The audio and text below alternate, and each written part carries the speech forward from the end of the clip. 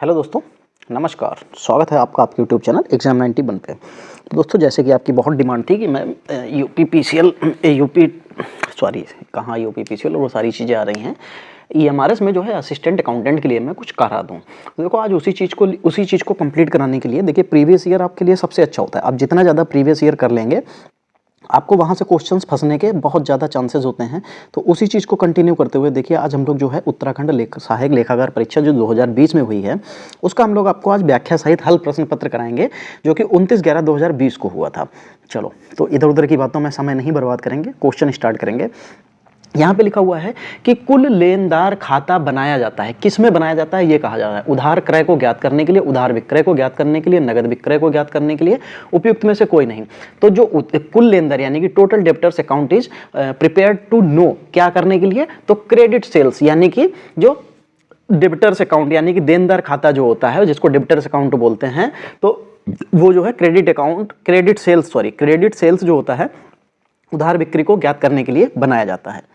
चलो, पीडीएफ के लिए आप लोग टेलीग्राम चैनल से जुड़ जाइएगा, वहां से आपको सारे के सारे पीडीएफ मिल जाएंगे। चलो, क्वेश्चन नंबर 2 क्या लिखा हुआ है। किराया विक्रेता द्वारा माल की जब्ती पर संपत्ति खाते के शेष को हस्तांतरित किया जाता है। कहां हस्तांतरित किया जाता है? प्रॉफिट एंड लॉस अकाउंट में, हायर वेंडर अकाउंट में यानी कि किराया विक्रेता खाते में, फिर गुड्स रिपोज्ड अकाउंट, माल वापसी खाते में, नन ऑफ द एबव। तो देखो, जब किराया विक्रेता द्वारा माल की जब्ती पर संपत्ति खाते को शेष को हस्तांतरित किया जाता है, तब कहाँ? तो हायर वेंडर अकाउंट यानी कि किराया विक्रेता खाते में ही तो दिखाया जाएगा। चलो, ट्रेजरी बिल की परिपक्वता अवधि होती है, जो ट्रेजरी बिल होता है, the maturity period of the treasury bill is, कितना होता है? तो दोस्तों देखो, वो इसके कई तरीके के होते हैं, ठीक है। जो ट्रेजरी बिल्स होते हैं वो इसकी जो अल्प अवधि प्रत्याभूति होती है, जिसके माध्यम से सरकार उधार लेती है, इसका निर्गमन सरकार के लिए रिजर्व बैंक द्वारा किया जाता है। वर्तमान में जो आरबीआई है, उसने 91 दिन, 182 दिन और 364 दिन इसकी परिपक्वता की अवधि रखी है। तो यानी कि 91 दिन भी है, 364 भी, यानी कि दोनों हो जाएंगे। और इसके अलावा आप एक चीज और लिख लीजिएगा यहाँ पे, कितना? 182 डेज। ये 3 तरीके हैं, 1, 2 एंड 3। ये 3 तरीके से आपको ट्रेजरी बिल की जो परिपक्वता होती है, वो अवधि उसकी मापी जाती है। चलो, 4 नंबर देखो, भारतीय लेखांकन मानकों को जारी करता है। जो भारतीय लेखांकन जो मानक होते हैं, उनको कौन जारी करता है? यानी कि Indian accounting standard are issued by. ये चीज़ मैं बहुत पहले भी बता चुका हूँ कि institute of chartered accountant of India, यानी कि जो भारतीय चार्टर्ड लेखांकन संस्थान जो होता है, ये उसको जारी करता है, ठीक है। और बाकी जो अकाउंटिंग स्टैंडर्ड बोर्ड जो है वो 1977 में जो है स्थापित किया गया था। चलो, 5 नंबर देखो, वित्तीय प्रबंधन का मूल उद्देश्य है। जो वित्तीय प्रबंधन है, इसका मूल उद्देश्य क्या होगा? तो क्या हो जाएगा?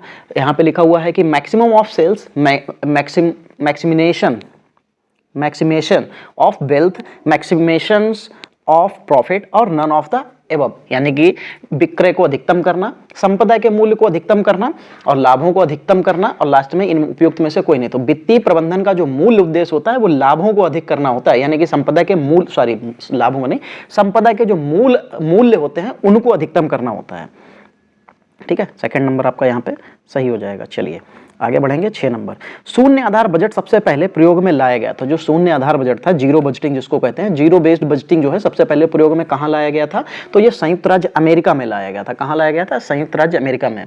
और भारत में सिर्फ एक बार ये प्रचलन में आई थी, 1985 में। कब? भारत में 1985 में सिर्फ एक बार, ठीक है, सिर्फ एक बार प्रयोग। चलो देखो, मैं आपको बता दूं, ये जो मैं पेपर आपको सॉल्व करा रहा हूँ, पेपर लगभग आपका ऐसे ही आएगा। तो दोस्तों फिर भाई इतना ट्रस्ट आप लोग कर सकते हैं और साथ ही हमारे साथ में जुड़ सकते हैं। और ये वीडियो को आप लोग, मेरी रिक्वेस्ट है कि इस वीडियो को आप लोग, जो भी आपके अकाउंटेंट के ग्रुप हों, जहाँ भी आप ग्रुप में हो, चाहे व्हाट्सएप पे हो, चाहे टेलीग्राम पे हो, चाहे फेसबुक पे हो, दोस्तों आप सभी से रिक्वेस्ट है कि प्लीज़ इसको शेयर कर दीजिएगा। वरना देखिए, फिर वही हो जाता है कि जब व्यूज़ सिर्फ 100-50 आते हैं तो फिर बनाने का वीडियो मन नहीं करता है। तो आपसे रिक्वेस्ट है कि इस वीडियो को ज़्यादा से ज़्यादा शेयर कर लीजिएगा, जिससे ज़्यादा कुछ नहीं, अगर 500-600 व्यू आ जाते हैं, 500 400 व्यू भी आ जाते हैं, तो 400 व्यू भी आते हैं तो फिर मैं कंटिन्यू कर पाऊंगा दोस्तों। वरना फिर बात यह है ना कि फिर मेरे पास और भी चीज़ों की डिमांड है, मुझे वो पूरा करना है, मेरे पास टाइम लिमिटेशन है। अगर मुझे यहाँ पे जब चीज़ें नहीं मिलेंगी तो फिर मैं दूसरी तरफ ही जाऊँगा। तो दोस्तों इसलिए आप सभी से रिक्वेस्ट है कि जो भी लोग इस वीडियो को देखें, आपको पेपर तक अगर ये सीरीज कंटिन्यू चाहिए है, इसी तरीके के प्रैक्टिस सेट चाहिए, इसी तरीके के प्रीवियस ईयर चाहिए और इसी तरीके के अगर क्वेश्चंस चाहिए हैं, तो दोस्तों आपको वीडियो शेयर करना पड़ेगा। बस यही एक मेरी डिमांड है, ठीक है। चलो 8 नंबर, तरलता की सबसे कड़ी जांच होती है, यानी कि the most rigorous test of liquidity is, तो उसको क्या कहते हैं? उसको करंट रेशियो कहते हैं, या एब्सोल्यूट लिक्विड रेशियो कहते हैं, क्विक रेशियो कहते हैं, नन ऑफ दिस। तो जो तरलता की सबसे कड़ी जांच होती है, ये मैं कहां पहुंच गया? अच्छा, मैंने कोई दूसरा क्वेश्चन पढ़ लिया क्या? अच्छा, निम्न में कौन सा लेखांकन का आधारभूत सिद्धांत नहीं है? लेखांकन का आधारभूत सिद्धांत यहाँ पे बात चलते हैं, तो जो उसके आधारभूत सिद्धांत हैं वो कौन कौन से हैं, वो मैं चलो यहाँ पे पेज पे आगे लिखे देता हूँ, तब आपको पता चल पाएगा पूरी तरीके से। पहले पे क्या हो जाएगा? पूर्व प्रकटीकरण का सिद्धांत, ठीक है। आगे का मैं सिद्धांत नहीं लिखूंगा, सिर्फ नाम लिखूंगा, आप लोग उसको पढ़ लीजिएगा बाद में, इसका मतलब है सिद्धांत में आगे कंटिन्यू कर दूंगा। फिर 2 नंबर में ऐतिहासिक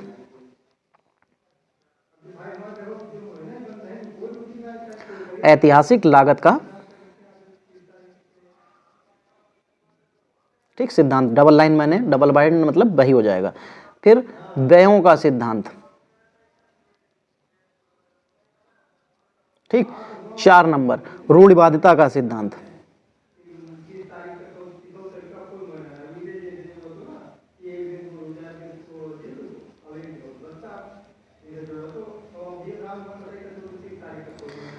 फिर 5 नंबर में क्या हो जाएगा? सतत व्यय, नहीं सतत व्यवसाय होता है, हाँ सतत व्यवसाय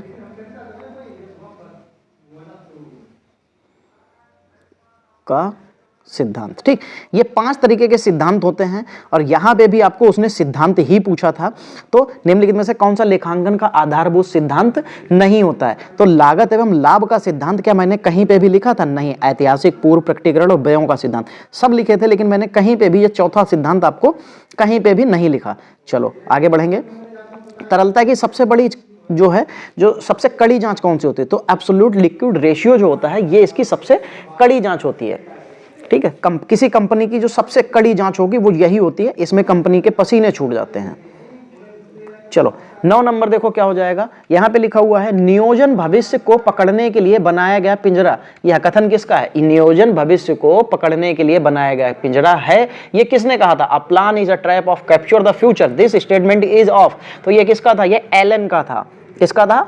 एलन का। जो एलन का है ये कथन। योजना हम हमेशा है जो क्या करती है, योजना किस लिए बनाई जाती है? हमें भविष्य में कैसे काम करना है, क्या काम करना है, ये योजना के माध्यम से ही हम लोग करते हैं, ठीक है। योजना बनाकर हमें भविष्य में किए जाने वाले कार्यों के बारे में एक विचार मिलता है, ठीक है, या कह सकते हैं कि उसका एक तरीका मिल जाता है। तो ये किसने कहा था? ये एलन ने कहा था। चलो 10 नंबर देखो क्या हो जाएगा? लिखा हुआ क्षतिपूर्ति का सिद्धांत किस लागू होता है? क्षतिपूर्ति का सिद्धांत जो है कहां पे लागू होता है? जीवन बीमा में, जीवन एवं अग्नि बीमा में, जीवन एवं समुद्री बीमा में, समुद्री एवं अग्नि बीमा में। तो जो क्षतिपूर्ति का सिद्धांत होता है वो 2 चीजों पे, समुद्री और जो अग्नि बीमा का जो है तरीका, या कह सकते हैं उससे जो नुकसान होता है उसी पे लागू होता है। चलो 11 नंबर, विनियोग पर प्रत्यय की गणना की जाती है। जो विनियोग होता है उस पर प्रत्यय की गणना कैसे की जाती है? Return the investment is captured by, कैसे की जाती है गणना? तो लाभ एवं विनियोग के द्वारा, पूंजी की लागत एवं विनियोग के द्वारा, प्रॉफिट एवं सेल्स के द्वारा, और उपयुक्त में से कोई नहीं। तो जो विनियोग की गणना होती है, investment of captured by return of investment, ये गणना होती है लाभ एवं विनियोग के द्वारा, ठीक है। चलो देखो, मैं जहां पे भी एक्सप्लेन करने की बात आती है मैं सारे नियम और वो सारी चीजें मैं आपको लिख भी रहा हूं। बाकी हाँ, एक चीज मैं पीछे वाले में बता दूं, पीछे वाले पे उसमें यहां पे आपको एक चीज देखने वाली है, उसका जो रूल है, ठीक है, उसका जो रूल है वो आपको देख कर बताने वाला है, वो बता देता हूं। अरे भाई क्या हो रहा है? चलो यहां पे जो इसका रिटर्न ऑफ इन्वेस्टमेंट होता है, रिटर्न ऑफ इन्वेस्टमेंट, ठीक है, रिटर्न ऑफ इन्वेस्टमेंट जिसको ROI भी बोलते हैं, और ये जो होता है प्रॉफिट एंड इन्वेस्टमेंट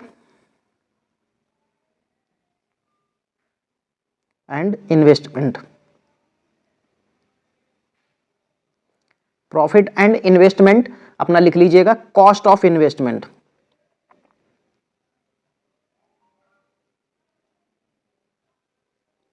ठीक है, प्रॉफिट ऑफ इन्वेस्टमेंट अपॉन में कॉस्ट ऑफ इन्वेस्टमेंट, ये रिटर्न ऑफ इन्वेस्टमेंट का फॉर्मूला होता है। चलो 12 नंबर देखो, अनादरण होने पर प्रतिज्ञा पत्र की जरूरत होती है। जो अनादरण होता है उसके होने पर प्रतिज्ञा पत्र की जरूरत नहीं होती है। कब? जब नोटिंग की, स्वीकृति की, भुनाने की या उपयुक्त में से कोई नहीं। तो जो एक्सेप्टिंग होता है तो अनादरण होने की प्रतिज्ञा पत्र की जरूरत नहीं होती है जब एक्सेप्टिंग होता है। ठीक है, चलो आगे बढ़ेंगे। 13 नंबर रट लीजिएगा, ये सारे के सारे क्वेश्चंस आपके सामने जो मैं पेश कर रहा हूं सब रट लीजिएगा। चलो फिर देखो, use of LIFO method is suitable of, जो LIFO LIFO विधि का प्रयोग उपयुक्त होता है। जो LIFO विधि का प्रयोग जो है उपयुक्त किसमें होता है? कीमत की वृद्धि की दशा में इसका उपयोग होता है। किसमें होता है? देखो LIFO की फुल फॉर्म क्या होती है? ये LIFO और ये अंडरलाइन करके यहां पे आ गया, इसका मतलब क्या हो जाएगा? LIFO की फुल फॉर्म यहां पे लिख लीजिए, लास्ट इन फर्स्ट आउट। ठीक है, लास्ट इन फर्स्ट आउट, ये होती है इसकी फुल फॉर्म। चलो 14 नंबर क्या लिखा हुआ है? The sale of good act come in force from, एक वस्तु विक्रय अनुबंधन लागू हुआ। जो वस्तु विक्रय अनुबंधन है लागू हुआ, कब लागू हुआ? 1872 ईस्वी से, 1930 ईस्वी से, 1932 ईस्वी से, 1949 ईस्वी से। तो विक्रय प्रबंधन अनुबंधन जो लागू हुआ था, विक्रय वस्तु विक्रय अनुबंध, ये लागू हुआ था 1932 से, 1 जुलाई 1932 से। यहां पे 1 जुलाई डेट भी लिख लीजिएगा। ठीक है, तो ये 1 जुलाई 1930 से लागू हुआ है। ठीक है, और ये एक प्रकार का कानून है जिसे अधिनियम के रूप में संदर्भित किया जाता है, जो भारत के सभी हिस्सों में माल की बिक्री को नियंत्रित करता है, और ये जम्मू एंड कश्मीर पर भी लागू होता है। चलो भाई आगे बढ़ेंगे। 15 नंबर लिखा हुआ है संपत्तियों के सत्यापन से सम्मिलित है। संपत्तियों के सत्यापन से क्या सम्मिलित है?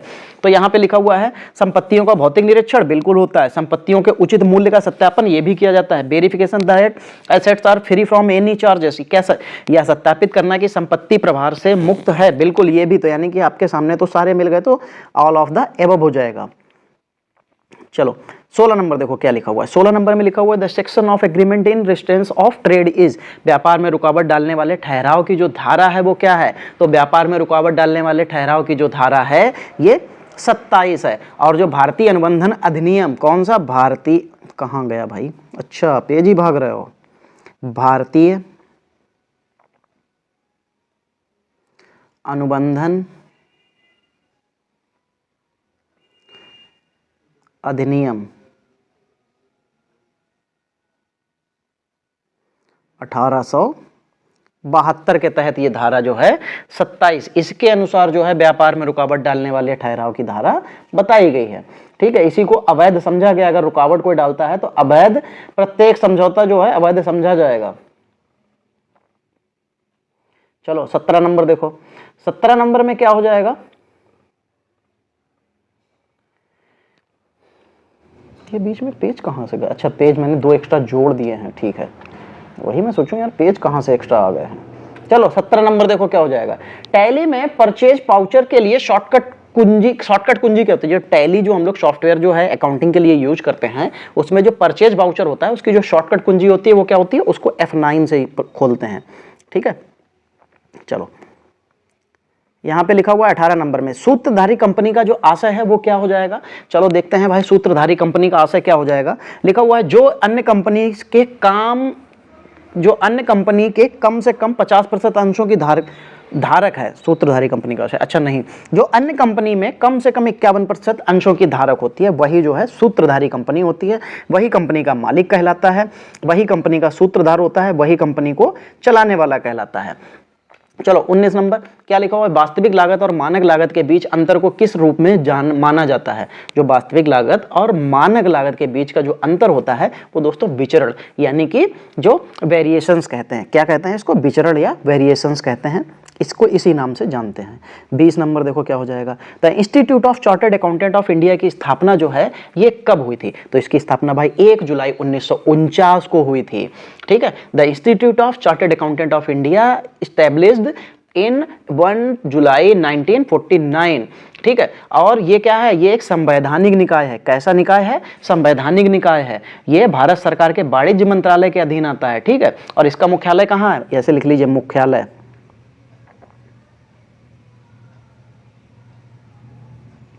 मुख्यालय ऐसे करके न्यू दिल्ली। ठीक है, चलो आगे बढ़िए। फिर देखो यहाँ पे 21 नंबर में आपको एक चीज पूरा एक जैसे एक सवाल होता है ना उस तरीके से आपको दे रखा है। चलो देखिए क्या लिखा, वर्तमान वर्ष का आरंभिक रहतिया 5000 से अधिक दर्शाया गया और अंतिम रहतिया 12000 से अधिक दर्शाया गया है। यह त्रुटियां वर्तमान वर्ष के शुद्ध आय पर प्रभाव डालेंगे। बिल्कुल भैया डालेंगे, क्योंकि जब आपको जो है एक जगह पे आरंभिक रहतिया 500 और अंतिम रहतिया जो है 12000 दिखाया गया, 5000 और 12000, तो उनमें तो अंतर आ ही जाएगा। कितना अंतर आएगा, 7000 का आएगा।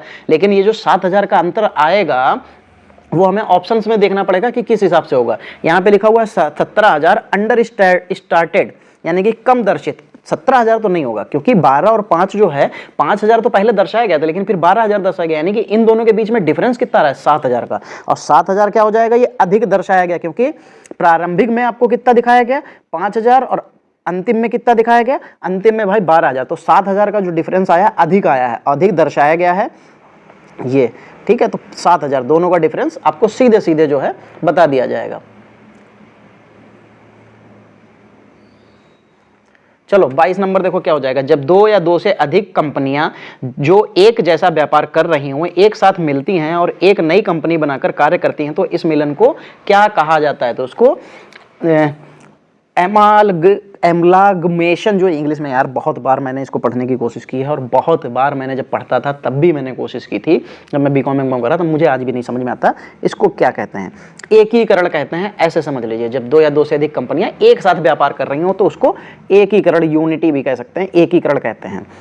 23 नंबर, उत्तरदायित्व लेखांकन को किस अन्य नाम से संबोधित किया जाता है। जो उत्तरदायी यानी कि responsibility accounting is also known as, किसके रूप में जाना जाता है अकाउंटिंग, जो रिस्पॉन्सिबिलिटी अकाउंटिंग होता है। तो क्या लिखा हुआ है, लाभदायक लेखांकन, क्रियाशीलता लेखांकन, ए और बी दोनों, और उपयुक्त में से कोई नहीं। तो जो उत्तरदायित्व लेखांकन जो है, इसको इसका जो अन्य नाम हो जाएगा वो दोनों हो जाएंगे। क्या हो जाएंगे, लाभदायक लेखांकन कहिए चाहे एक्टिविटी अकाउंटिंग कहिए। दोस्तों बस इतना ही कहूंगा कि ये पीडीएफ आपको टेलीग्राम से मिल जाएगी, तो वहां से डाउनलोड करके आप इसको 2-3 बार पढ़ के पेपर से पहले इसको जितनी बार पढ़ सकें पढ़ लीजिएगा, क्योंकि ये आपको जो है पेपर देने जाएंगे तो आपको बहुत फायदा मिलेगा। निम्नलिखित में कौन सा युग्म गलत है। देखो गुडविल माइनस क्या लिखा हुआ है, इंटेंजिबल एसेट यानी कि ख्याति मान्यत अमूर्त संपत्ति, तेल का कुआं माइनस क्षयशील संपत्ति, फिर लिखा हुआ प्रारंभिक व्यय माइनस कृत्रिम संपत्ति, और लास्ट में लिखा हुआ स्कंद माइनस तरल संपत्ति। तो सबसे लास्ट वाला स्कंद माइनस तरल संपत्ति, यही युग्म गलत है,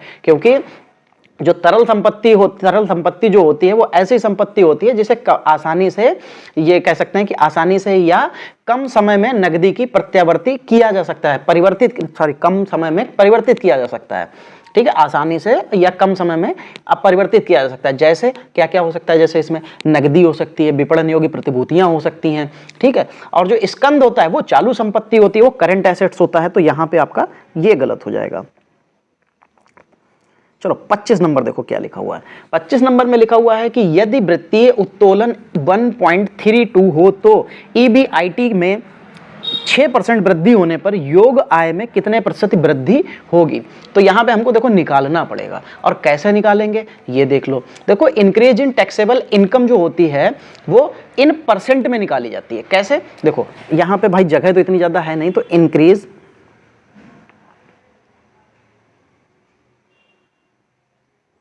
in taxable income ऐसे आप लिख सकते हैं कि ये इन जो होती है ये परसेंटेज में मापी जाती है। किस में मापी जाती है? ये परसेंटेज में। और इसका जो फॉर्मूला होता है वो क्या होता है? इसका फॉर्मूला होता है फाइनेंशियल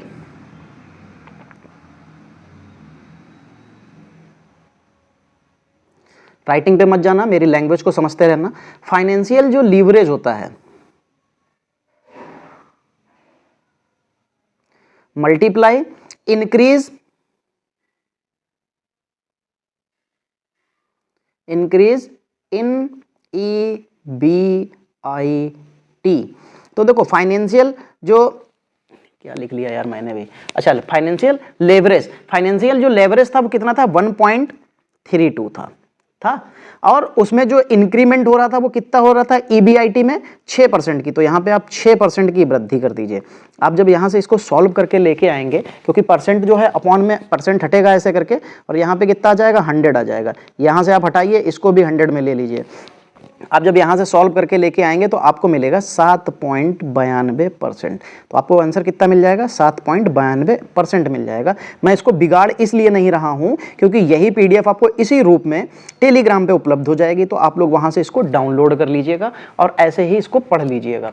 चलो 26 नंबर, एक साझेदारी फर्म में आवासीय मकान बेचा, फर्म को किस धारा के अंतर्गत पूंजी लाभ पर कर से छूट मिल सकती है?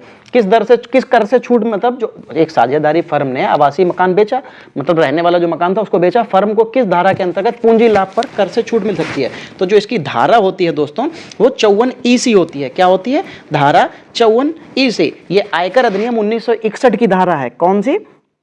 आयकर का जो अधिनियम बनाया गया था 1961, उसमें 54E में जो है पूंजीगत लाभ से कर मुक्त कर सकते हैं, लाभ से मुक्त होता है। 27 नंबर देखो, यदि प्रक्रिया में सामान्य 6 10%, असामान्य 6 100 इकाइयाँ, उत्पादन इकाइयाँ 8000 हो तो उक्त प्रक्रिया में लगाई गई इकाइयों की संख्या बतानी है, कितनी हो जाएगी? ठीक है, अगर किसी प्रक्रिया में सामान्यतः 6 जो है वो कितने का हुआ है? कितने का? 10% का हुआ है। ठीक है, तो अगर भाई आपको 10% का 6 हो रहा है, फिर उसके बाद में उसने कहा 100 इकाइयां लगाई गई हैं। ठीक है, तो देखो इसमें सबसे पहले आपको जो लगाई गई इकाइयों की संख्या है वो कितनी माननी पड़ेगी? माना लगाई गई इकाइयों की संख्या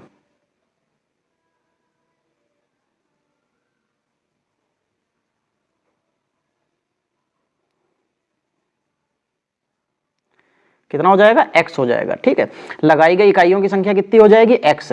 अब इसमें आपको इनपुट कितना दे रखा है? 8000। तो फॉर्मूला तो लिख लीजिएगा, इनपुट,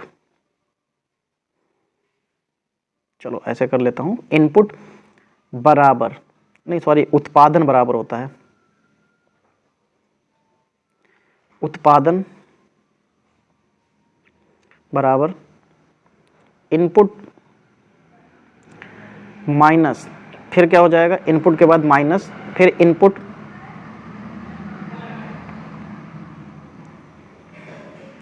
यार यहां तो आ भी नहीं पाएगा, इसी के आगे आप लिखेंगे ऐसे करके मल्टीप्लाई,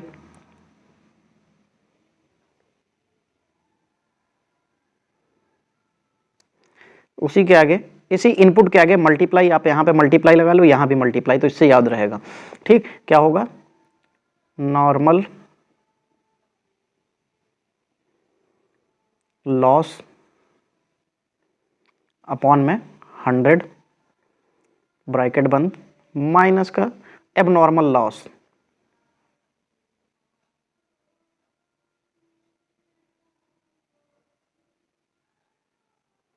कोई नहीं, वीडियो में अगर ना भी दिखे तो आप लोग जो है उससे दिख जाएगा आपको, जो आपका PDF होगा आपको उसमें दिख जाएगा।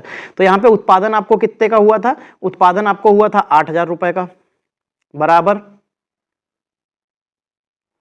इनपुट आपका कितने का था? तो इनपुट भी तो पता नहीं था, तो वो X का हो जाएगा, तो फिर इन माइनस लगाओगे और X की जगह पे X, इनपुट की जगह पे X रखोगे, मल्टीप्लाई लगाओगे, जो नॉर्मल लॉस था आपका वो कितना था? 10 का था। ठीक है, बटे में आपके 100 रहना था, और उसने लास्ट में क्या बताया था? Abnormal loss. तो 6 इकाइयाँ कितनी थी? 100 थी, जो कि माइनस में थी, -100।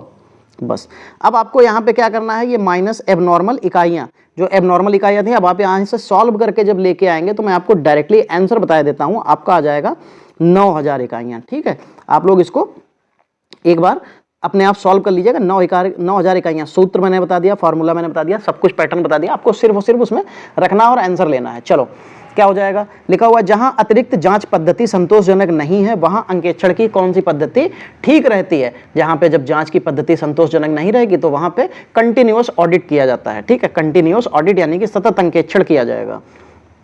चलो 29 नंबर देखो क्या हो जाएगा, गर्नर बनाम मरे विवाद में तीसरे साझेदार का नाम क्या था। जो गर्नर बनाम मरे विवाद था इसमें 3 साझेदार थे, तो तीसरे साझेदार का नाम क्या था, इसका नाम था विल्किंग्स था। क्या था नाम, विल्किंग्स। 3 लोग थे, गर्नर था, एक मरे था और एक विल्किंग्स था। ठीक, चलो 30 नंबर देखो क्या लिखा हुआ है, निम्नलिखित में कौन सी इन्वेंट्री वैल्यूएशन विधि नहीं है। चलो यहां पे कौन सी इन्वेंट्री वैल्यूएशन विधि नहीं है, चलो भाई देखते हैं कौन कौन सी दे रखी है। दे रखा है भारतीय औसत मूल्य विधि, बाद में आना पहले जाना विधि यानी कि लीफो जिसको बोलते हो। ठीक है, आर्थिक चिट्ठा विधि, पहले जाना पहले आना, फर्स्ट इन फर्स्ट आउट। अच्छा चलो, तो पहले जाना पहले आना वाली विधि, तो इसमें से जो दोस्तों होती है वो विधि, इसने पूछा था कि कौन सी लिमिटेशन की विधि नहीं है, और जब विधि की बात इनमें से नहीं है तो जो आर्थिक चिट्ठे की विधि दे रखी है यही इसमें शामिल नहीं होती है, क्योंकि इसके 5 तरीके की विधि होती है। भारित औसत मूल्य विधि, पहले आना पहले जाना विधि जिसको फीफो कहते हैं, बाद में आना बाद में जाना विधि मतलब लीफो, सर्वोच्च आना प्रथम जाना विधि मतलब हीफो, और विशिष्ट चिन्हित विधि यानी कि स्पेसिफिक आइडेंटिफिकेशन मेथड। ठीक है, ये 5 तरीके की विधि बताई गई है हमारे इस मेथड के अंतर्गत। चलो 31 नंबर, निम्नलिखित में से कौन चालू संपत्ति नहीं है, यानी कि कौन जो है करंट एसेट्स नहीं है। तो फर्नीचर हमारा करंट एसेट्स नहीं होता है, ये लायबिलिटी में जाता है। ठीक है, चालू संपत्तियां क्या होती हैं, चालू संपत्तियां ऐसी संपत्तियां होती हैं जो आमतौर पर 1 वर्ष के भीतर नगदी में परिवर्तित हो जाती हैं। ठीक है, जिनको आपको नगद के रूप में मिल जाता है, ऐसी वस्तुओं जो 1 वर्ष के अंदर आपको उपयोग की जाएंगी। ठीक है, जैसे रहतिया हो गया, देनदार हो गया, प्राप्य हो गया, बिल हो गया, ये सब जो है आपकी करंट एसेट्स में आ जाती हैं। चलो फिर यहाँ पे लिखा हुआ ख्याति यानी कि गुडविल, कि व्हाट इज द गुडविल, ख्याति है, ख्याति क्या होता है यानी कि व्हाट इज गुडविल, गुडविल के बारे में पूछा जा रहा है कि क्या होता है। तो यहाँ पे लिखा हुआ चल संपत्ति होता है, अचल संपत्ति होता है, अमूर्त संपत्ति होता है, कृत्रिम संपत्ति यानी कि करंट एसेट्स, फिक्स एसेट्स और इंटेंजिबल एसेट्स या फैक्टिटुअस एसेट्स। तो इंटेंजिबल एसेट्स जो होता है यही हो जाता है।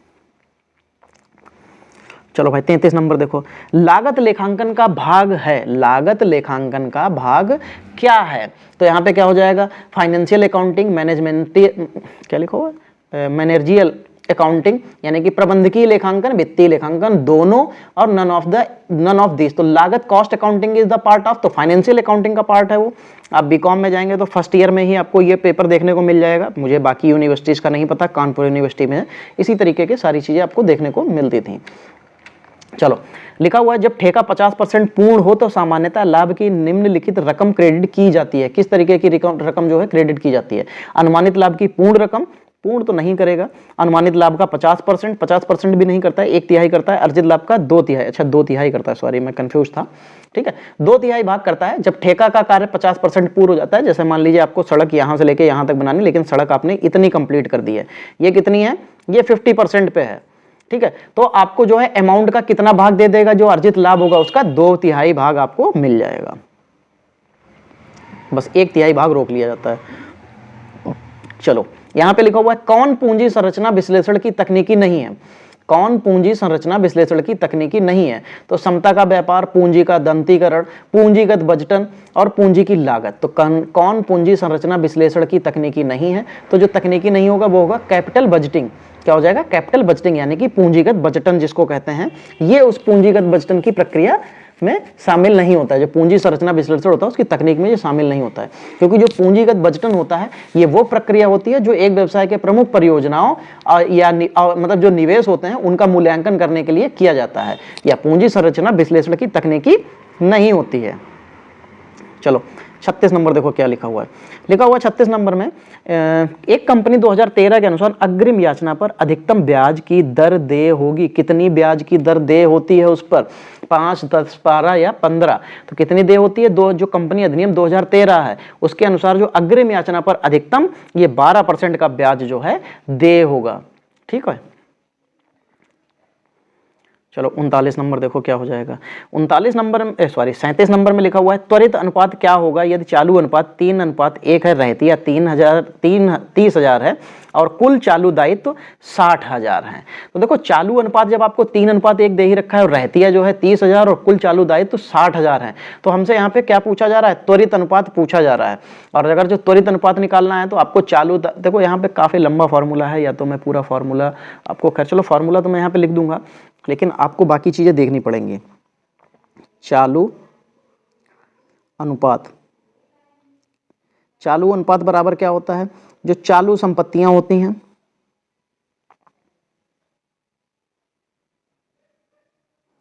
चालू संपत्तियां बटे चालू दायित्व।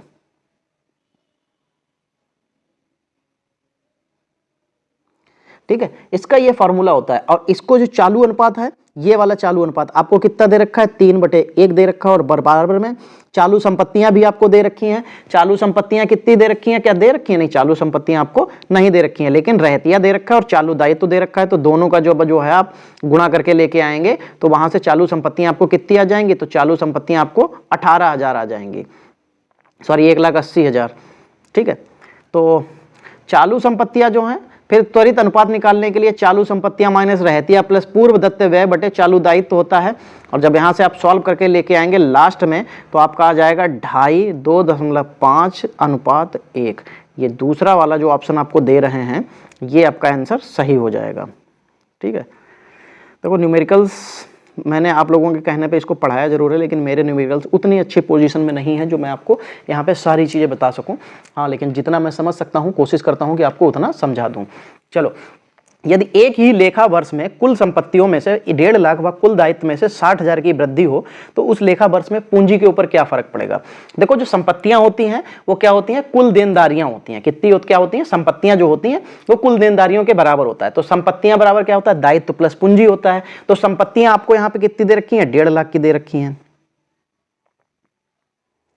और उसके अलावा दायित्व कितने दे रखे हैं, दायित्व आपको जो है 60,000 के दे रखे हैं, प्लस पूंजी दे रखी है। ठीक, तो अब आपको पता है कि 1.5 लाख में से आप 60,000 घटा देंगे तो आपको पूंजी कितनी मिल जाएगी, तो भैया पूंजी मिल जाएगी 90,000 की। कितने की, 90,000 की, क्योंकि ये इधर जाएगा माइनस का हो जाएगा। 1.5 लाख में से आपको 60,000 घटा देगा तो 90,000 जो है ये क्या हो जाएगा। तो पहली बात तो जब 90,000, यहाँ पे 2 ऑप्शन दे रखे हैं, एक दे रखा घट जाएगी, एक लिखा है बढ़ जाएगी। तो उसने क्या कहा था, वृद्धि हो जाए तो उस लेखा वर्ष में पूंजी तो क्या हो जाएगी, इसकी नहीं घट नहीं बढ़ जाएगी, सॉरी क्या हो जाएगा, बढ़ जाती है पूंजी। जो इसकी संपत्तियां होंगी वो बढ़ जाएंगी। अगर आप लोगों को भाई देखो ना पसंद आए तो आप लोग डायरेक्टली मुझे मैसेज में बोल दीजिएगा कि सर जी कोई दिक्कत नहीं है, मैं नहीं समझ पा रहा हूँ। क्योंकि मेन चीज़ यहाँ पे ये भी है कि देखिए मेरा ये मेन सब्जेक्ट कभी नहीं रहा, ये मैं बस आप लोगों के लिए इसको पढ़ा रहा हूँ। मैंने बीकॉम जरूर किया हुआ है, लेकिन मैंने सिर्फ बीकॉम किया हुआ है। उसके अलावा मेरे पास इंटर तक मैथ थी, तो वो 3 साल ऐसे 3 साल थे जिसमें बस उतना पढ़ के जितने में पास होना था उतना किया है। आपको मैं यहाँ पे बहुत ज़्यादा डीपली जाके मैं नहीं समझा पाऊँगा, क्योंकि ये मेरा बेसिक सब्जेक्ट नहीं है। बस आप लोगों की डिमांड पे कोशिश की है कि आपको पढ़ा सकूँ और आपको चीज़ें दे सकें। चलो 39 नंबर देखो क्या हो जाएगा। अंतिम स्कंद की राशि ज्ञात करने के लिए कौन सा खाता बनाया जाता है, यानी कि which account is prepared to find out the amount of closing stock. Closing stock बनाने के लिए क्या करना पड़ता है, तो जो स्मरण स्कंद खाता, क्या मेमोरेंडम स्टॉक अकाउंट, ये बनाना पड़ता है। ठीक है, ये सारे शब्द मैंने पढ़े हुए हैं, ये सारी चीजें, ये सारी थ्योरी, ये सारी चीजें जो इसके नियम थे वो सब पढ़े हैं मैंने बीकॉम में, बस उतनी देर के लिए जितनी देर में मेरा ये एग्जाम जो है वहाँ पे जाके मैं कर सकता था बस। और ऐसा भी नहीं, न्यूमेरिकल पोर्शन में मेरे नंबर अच्छे आए, क्यों, क्योंकि मैं कभी भी क्या करता था, अगर मुझे पूरा क्वेश्चन नहीं भी आता है तो मैं जितने पे क्लोजिंग होती थी वो क्लोजिंग नहीं करता था, बाकी पूरा स्टेटमेंट सेटलमेंट सब कुछ करके आता था, बस बाकी छोड़ देता था। चलो, तो यहाँ पे लिखा हुआ एक व्यापारी ने निम्न व्यापार किए, इनके विक्रय वही का योग होगा। नीचे लिखा हुआ है sales good to Gupta 4,000, sales good to Shyam to cash 5,000, sales good to Mohan on credit 7,000। ठीक है, अब इतनी चीजें उसने अगर बताई हैं तो गुप्ता को माल जो बेचा है वो 4,000 रुपए का बेचा है, और जो मोहन को, मतलब क्या लिखा था, श्याम मोहन, ठीक है, मोहन को जो उधार माल बेचा है वो 7,000 रुपए का है। ये दोनों क्या है, उधार विक्रय के रूप में रिकॉर्ड किए जाएंगे। किसमें? उधार विक्रय के रूप में, जिसे विक्रय वही का योग 4000 प्लस 7000 कितना बना देगा? 11000। तो बस आपका यही आंसर आ जाएगा, 11000 आंसर आ जाएगा आपका। जैसे यहां पे 4000 सोल्ड गुड्स टू गुप्ता, मतलब गुप्ता को माल बेचा, ठीक है, और मोहन को उधार माल बेचा। तो ये दोनों किस में है? उधार की श्रेणी में आ जाएंगे। किस में आ जाएंगे? उधार की श्रेणी में। और ये दोनों इसलिए ही जुड़ जाएंगे। चलो 41 नंबर, अंशहरण यानी कि जब्त खाते के शेष को चिट्ठे में प्रदर्शित किया जाता है। कहाँ? किस चिट्ठे के किस हिस्से में प्रदर्शित किया जाता है? तो जो संचय और अधिशेष मद के जो हिस्सा होता है उसके अंतर्गत इसको पेश किया जाता है या लिखा जाता है। चलो 42 नंबर, निम्नलिखित अनुपातों में से कौन अनुपात अच्छी स्थिति को प्रदर्शित करता है यदि वह नीचा है? अच्छा भाई, निम्नलिखित अनुपातों में से कौन सा अनुपात जो है यहाँ पे अच्छी स्थिति को प्रदर्शित करता है यदि वह नीचा है? तो संचालन अनुपात, संचालन से लाभ अनुपात, स्थायी संचयी आवर्त अनुपात या चालू अनुपात।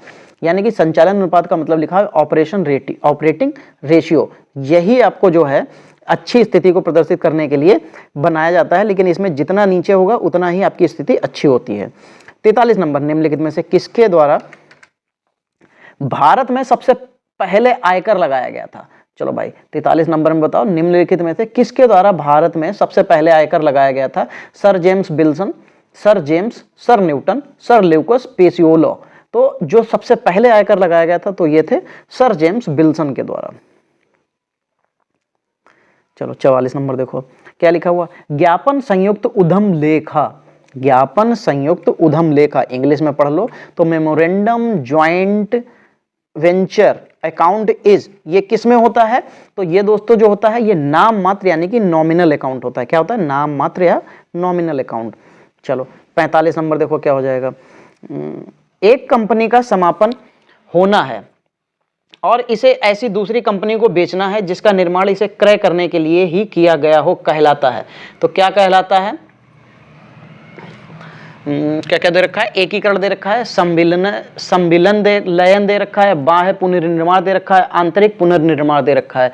तो जो कंपनी का समापन होना है और इसे ऐसी दूसरी कंपनी को बेचना है जिसका निर्माण इसे क्रय करने के लिए किया गया है, तो इसको क्या कहलाता है? बाह्य पुनर्निर्माण कहलाता है। क्या कहलाता है? बाह्य पुनर्निर्माण कहलाएगा। दोस्तों इसीलिए देखिए क्या है ना कि जो 2 वीडियोस मैंने बनाए थे उसके बाद मुझे एक कॉन्फिडेंस नहीं आया था, इसलिए मैंने आगे भी नहीं बढ़ा था, क्योंकि मुझे जब तक खुद में कॉन्फिडेंस नहीं होता मैं सब्जेक्ट को हाथ नहीं लगाता हूँ। इसीलिए देखिए मैं वही सब्जेक्ट पढ़ाता हूँ जो जिन पे मेरी पकड़ होती है या जिनको मैं पढ़ा सकता हूँ। तो इसलिए भाई देखिए अगर इसमें कुछ गलती हुई हो या कुछ भी किसी भी तरीके की चीज़ें हो तो उसके लिए मैं सॉरी चाहूँगा, माफ़ी चाहूँगा, क्योंकि मेरा ये सब्जेक्ट नहीं है। चलो, स्थायी लागत प्रति इकाई में वृद्धि होती है तब क्या होता है? तो यहाँ पे लिखा हुआ परिवर्तनशील लागत प्रति इकाई बढ़े, परिवर्तनशील लागत प्रति इकाई घटे, उत्पादन की मात्रा बढ़े और उत्पादन की मात्रा घटे। तो उत्पादन की मात्रा क्या होती है? घट जाती है, प्रोडक्शन वॉल्यूम डिक्रीज हो जाता है। चलो भाई 47 नंबर देखो क्या लिखा हुआ है, तलपट के ना मिलने की राशि को अस्थायी रूप में रखा जाता है। कहाँ रखा जाता है? जब तलपट ना मिलने की स्थिति जो होती है उसमें राशि को अस्थायी रूप से कहाँ रखते हैं? तो जो उचंत यानी कि सस्पेंस अकाउंट होता है ये उसमें डाल दिया जाता है, जिससे जब ये पता चल जाएगा कि इस अमाउंट को कहाँ रखना है तब इसको वहाँ पे रख लिया जाएगा।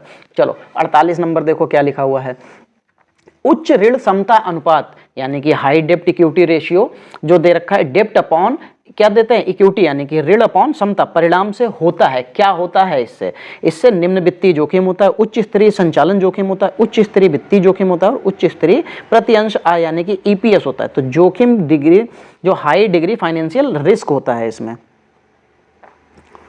चलो 49 नंबर देखो क्या हो जाए, लेखांकन की रूढ़िवादिता की अवधारणा के अनुसार व्यापारिक स्कंध का मूल्यांकन किया जाता है। कैसे किया जाता है भाई? चलो देखो, जो लेखांकन की रूढ़िवादिता की अवधारणा के अनुसार जो व्यापारिक स्कंधन का मूल्य जो है वो कैसे किया जाता है? तो इसमें लागत अथवा बाजार मूल्य दोनों में से जो कम होता है उसके आधार पर इसको कर दिया जाता है। चलो भाई 50 नंबर देखो क्या लिखा हुआ है, प्रधान कार्यालय द्वारा शाखा को माल भेजा गया किंतु शाखा द्वारा खाते बंद करने की तिथि तक यह प्राप्त नहीं किया जा सका। ऐसी परिस्थितियों में प्रधान कार्यालय क्रेडिट होगा। क्या होगा? प्रधान कार्यालय क्रेडिट होगा। वो कहाँ पे होगा? तो लिखा हुआ है मार्ग में मल खाता, मार्ग में माल खाता, सॉरी व्यापार खाता, शाखा को माल भेजने का खाता, और शाखा खाता यानी कि ब्रांच अकाउंट जो होता है। तो भैया फिर ये तो ब्रांच अकाउंट में ही हो जाएगा। ठीक है दोस्तों, तो चलो देखो यहाँ पे जो हमारे आज के 50 क्वेश्चंस थे ये प्रीवियस ईयर के क्वेश्चंस थे, और कोशिश मैंने की कि आपको समझा सकूं, पर अगर नहीं समझा पाया तो उसके लिए मैं माफ़ी चाहूँगा। बाकी दोस्तों आपसे यही कहना चाहूँगा कि अगर आपको ये सेशन अच्छा लगा हो तो वीडियो को भाई लाइक और शेयर जरूर कर दीजिएगा, और बाकी हम लोग मिलेंगे अगली क्लास में। तब तक के लिए जय हिंद दोस्तों।